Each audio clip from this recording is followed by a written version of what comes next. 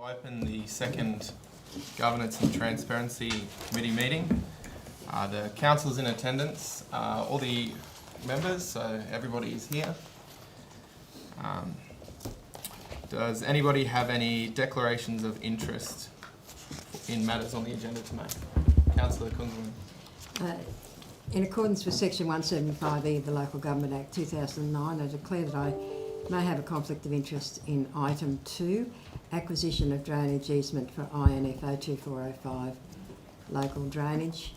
The owners of this property are well known to me and I have frequent contact with them. Right, how do you propose you... I propose to leave the room Right. during the discussion. Yep. Do we move that? Yep. Thank you, Councillor. On to item 1 of today's agenda, the new lease over Springfield Central Sports Complex, 44 Sports Star Drive, Springfield Central. Is there any questions we'd like to make of the appropriate officer? Anyone? Okay. I'd like to invite the relevant officer.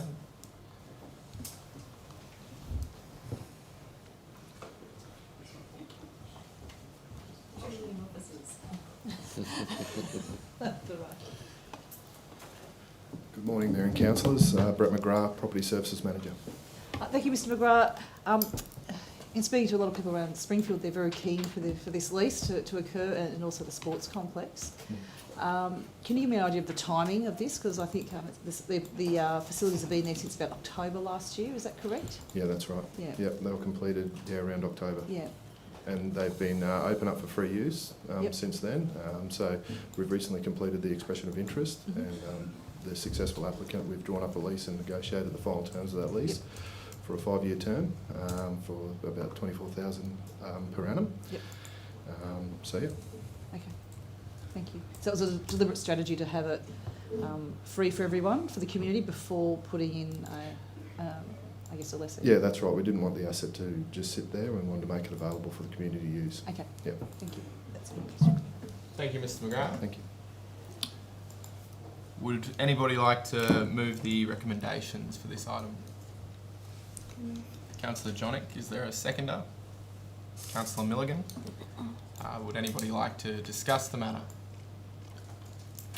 Alright, we shall put it to a vote. Those in favour of accepting the recommendations?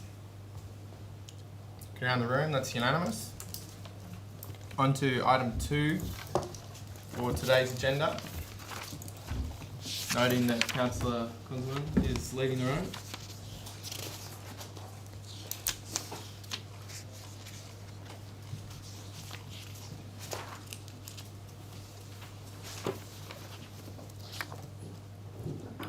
Do any councillors have questions for the relevant officers on this matter?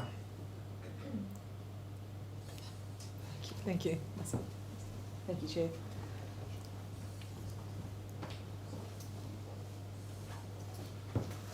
Good morning, Brett McGrath, Property Services Manager.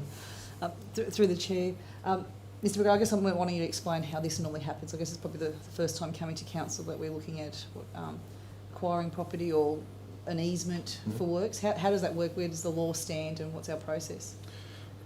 Yeah, so when we identify a project, and if there's a requirement for a land taking or an easement to provide a service through that land, under the legislation of the Local Government Act, we can acquire land by compulsory means if we need to. Firstly, we will try and negotiate with the owner and agree and get that by agreement if we can. If we can't, then if it's a critical project that we must put this in to provide a service for the community, then we will move to the compulsory means. So in this case, we've already begun that process with the landowner to try and secure the easement. So the landowner is in agreement with us to put that easement over the property. So now we just move to the next step where we have a valuation completed and then negotiate the final value. How do we come to the exact price and the valuation? Because I want to make sure that the residents looked after, but also that ratepayers are not also paying too much as well. Yep. Yeah, so again, that's governed by legislation where we will get an independent valuer to determine the value of either the land taking or the easement, and it's always done on a before and after basis. So basically the value of the land beforehand, and then the value of the land with the encumbrance there or the land taking gone, and the difference between the two is generally the amount that we pay to, or we offer to pay to the landholder. Do you consider there's any risks in this particular? No, I don't think so, that given that we've had the discussions with the landholder and they're in agreement to put the easement there. It's existing infrastructure that's been in the ground, but we haven't had an easement over it, so there's upgrades happening to that infrastructure. So now we're just completing it by putting the easement over the top to secure that for us. Thank you, Mr. Mayor. Thank you, Chair. Thank you, Mr. McGrath. Would anybody like to move the acceptance of these recommendations? Councillor Milligan, would anybody like to second? Mayor Harding, would anybody like to discuss this matter further? Oh yes, Chair, if I may, it's just I think it's really great that the council has been quite proactive in drainage, especially in this part of Ipswich where there, it is an area that was flooded in 2011. So my main comments is to see that there's great to see that proactive drainage happening around the place. Right. We'll put the matter to the vote. Those for accepting these recommendations? Around the room, that's unanimous. We'll wait for Councillor Kunzelman before proceeding.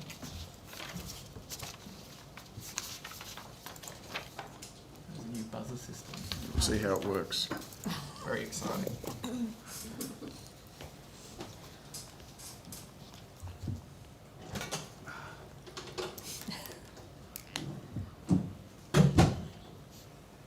Technology. It's just a cheap doorbell, isn't it? Don't let everyone know. Quite effective. All right, on to the third item on today's agenda. We have a contract extension for grounds maintenance and associated services. Would any members of the committee like to ask questions on this matter? I got on the bunny again, thanks, Chair. Yes, please.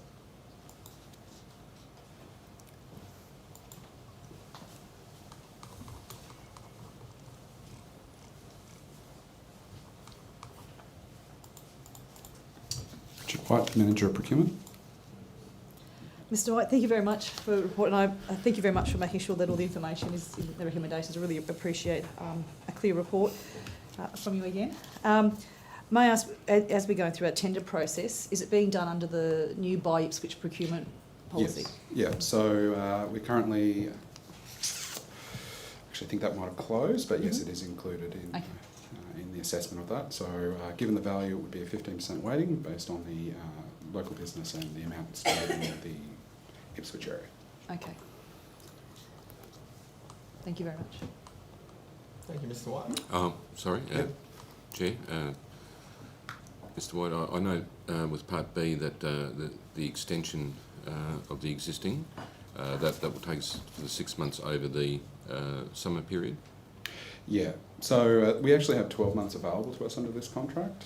We have had grounds maintenance can be very difficult. We are reliant on rain for the grass up and down, as everyone will be aware. But the previous contract, the one that we're extending here, had a sole or primary supplier. That primary supplier and with secondary suppliers underneath them. So they would get most of the work through the year, particularly on a down year like recent years that we've had.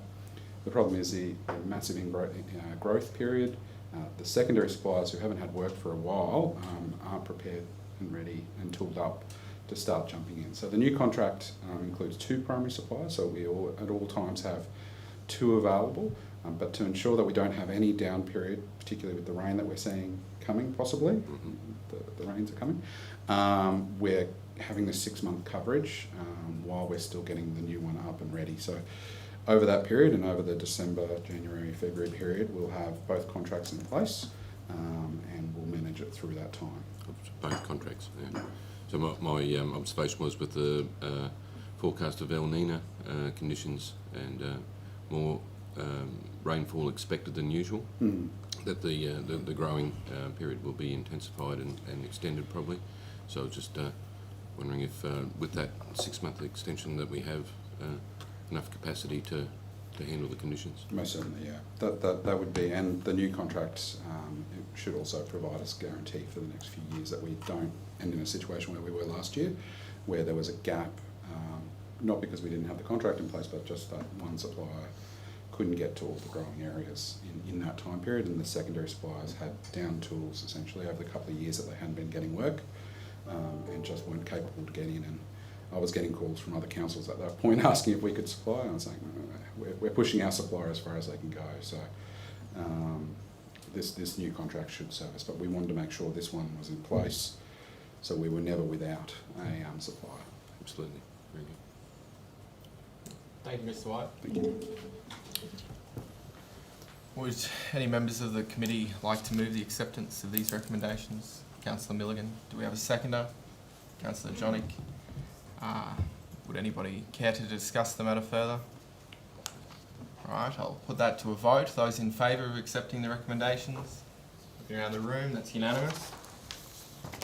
And to the final matter for today's agenda, we have a report on the current organisational structure of council. Would any members like to ask questions on this matter? Yes, please, Jim. Sorry.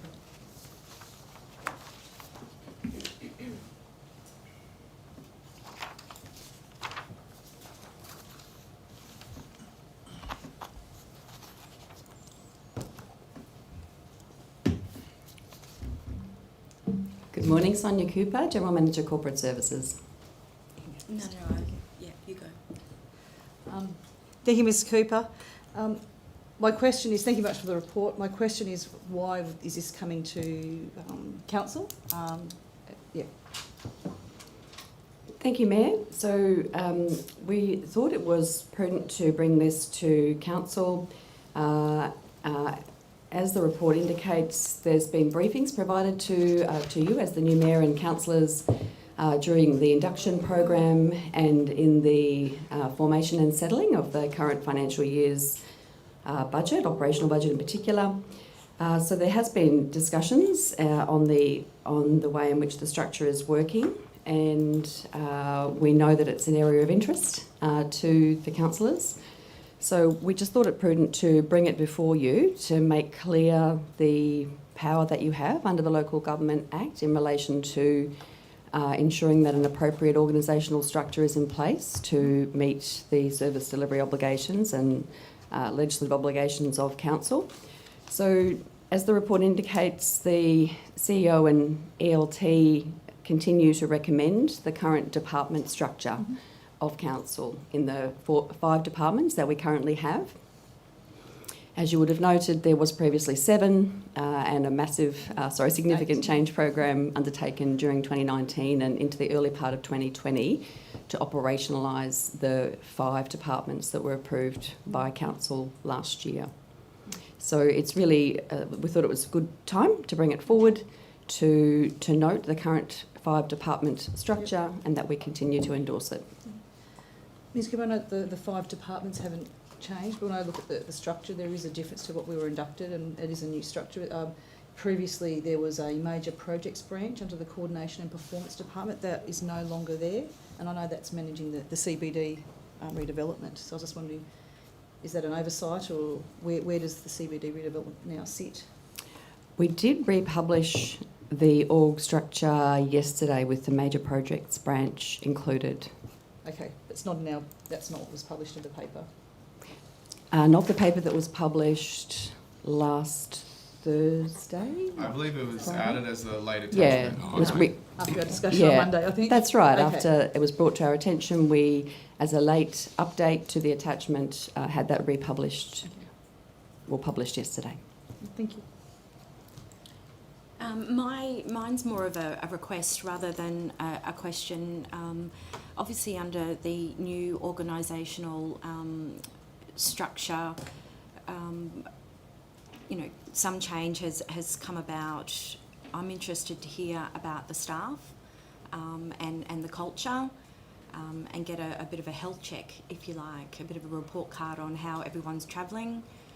I acknowledge the staff have been through a lot, certainly over the last few years and beyond that. So I'm just interested to see how everyone's travelling now and if we're seeing positive change as a result of the new structure, and also interested to hear, I guess, how the whistleblowing part of things is, if it's working or not, if staff feel supported and safe, to ensure we don't go back to the behaviours of the past. So through the chair, is that potentially a request for a report at the next committee? I'm comfortable with it. Yeah. Just, I'd move it as a matter arising if you want to. So deal with this matter and then. If I can comment, not to provide a substantive response, but just to welcome that very much, Deputy Mayor. In fact, a number of your colleagues have expressed interest in this area, and we have a briefing lined up. I think it's the 1st of October, it's soon anyway, a briefing of you all where we will seek to provide you with an update on our progress in implementing the People and Culture Strategic Plan.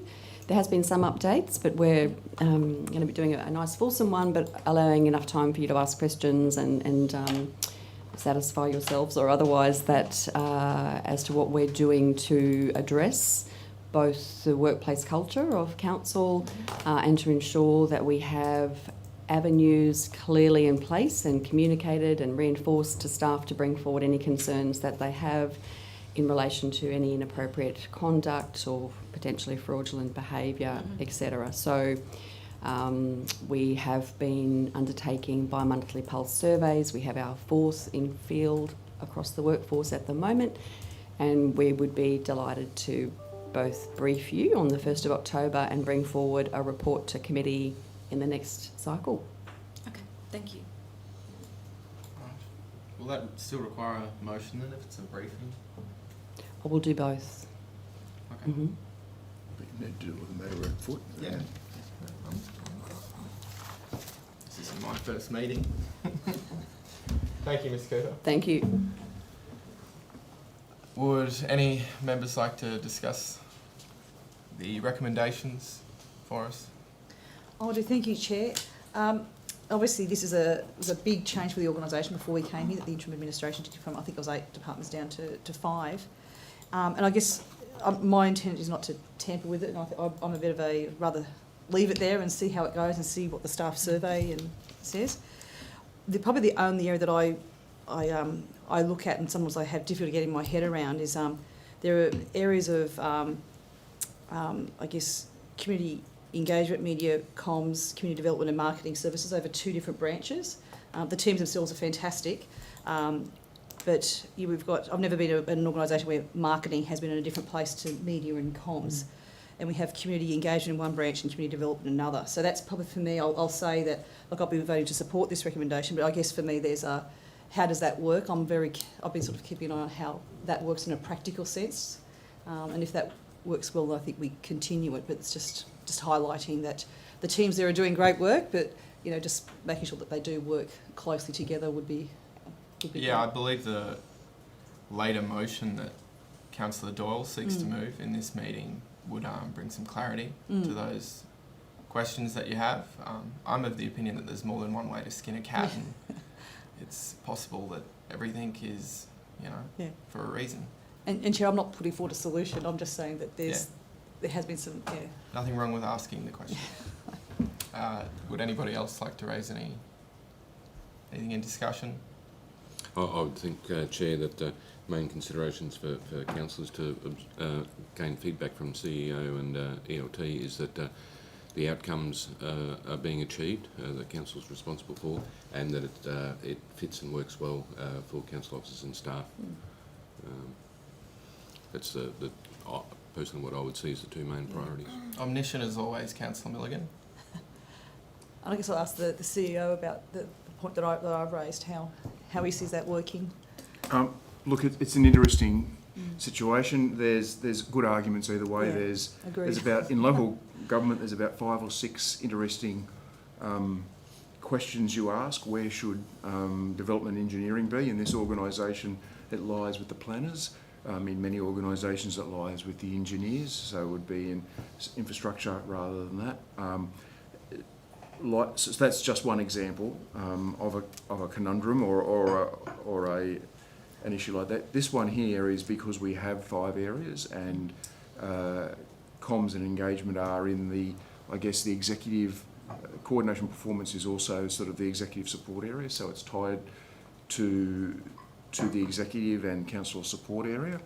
The reason why marketing services is there is it also sits within the marketing promotion branch, which has things like events, tourism promotion, etc. So there's the position. Your position is a completely valid one.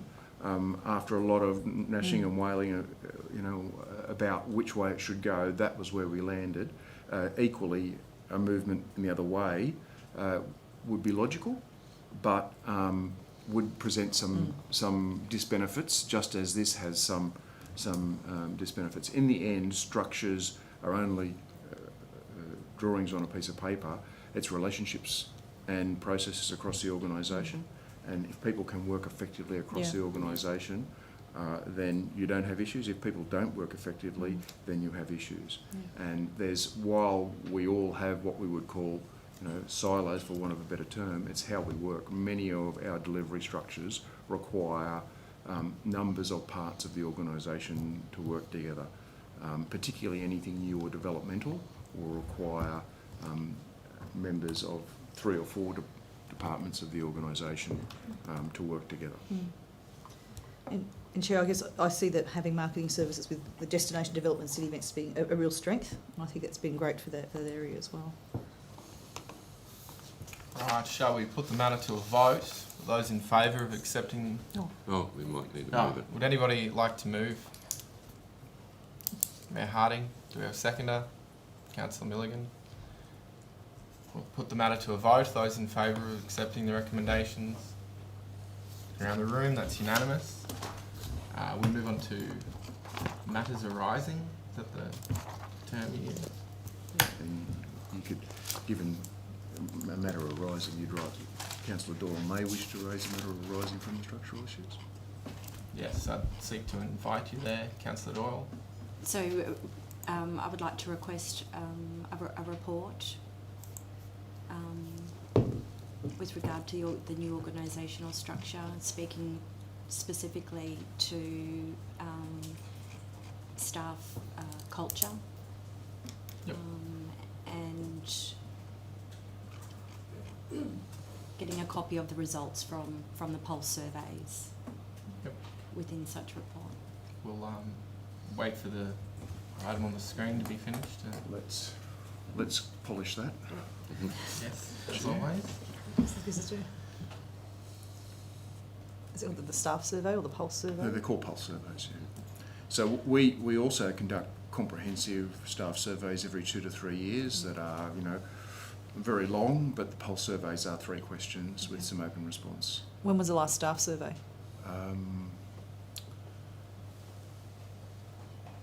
2019. So 2019. I believe, Yes, early Okay. 2019. Early 2019. Just as I arrived. Councillor Condon. You mentioned whistleblower provisions as well. Mm-hmm.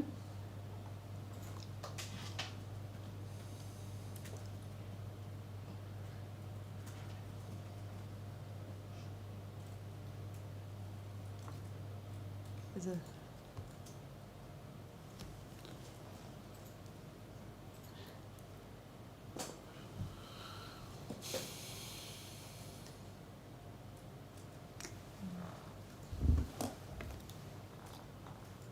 That's competent. Yeah, I can do that. believe it's fine. Is everybody... Would anybody like to second I'll second. that motion? Councillor Kunzelman has seconded it. Any discussion on the matter? No. We'll put it to a vote. Those in favour of the motion on the screen? Around the room, that's unanimous. The time is 9:25. I'll call the meeting to a close. Well done, everyone.